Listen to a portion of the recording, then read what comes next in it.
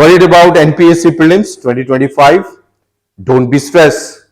Here I am to share some tips and tricks with you guys so that we can clear the NPSC prelims with confidence. NPSC Civil Services from the previous years is providing very factual and very coordinated MCQs to the students.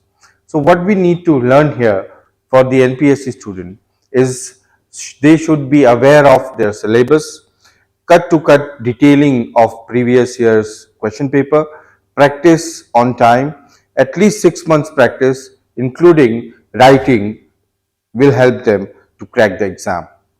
Division of everyday's routine with proper segregation of subject plus writing evaluation including factual current affairs will crack your prelims in a very easy way.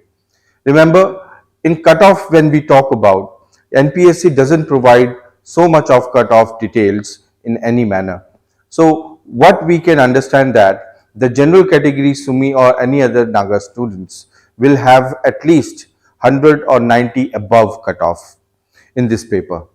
When we talk about the eastern state districts of Nagaland, the economically backward tribes, then the cutoff generally goes 80 or 70 around. So any students or aspirants who are preparing for the civil services of NPSC, they should focus on their categorical division and divide your answer practice according to the category performance plus the questions how much you need to attempt. For example, let me give you one example.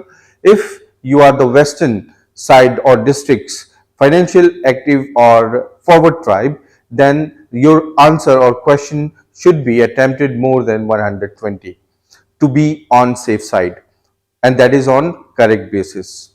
If you are belong to the eastern district tribal or financially backward tribe, then you should focus on, you should attempt at least more than 90 questions or MCQs as right, because we know that in every question if it goes wrong then the negative mark is 0.33.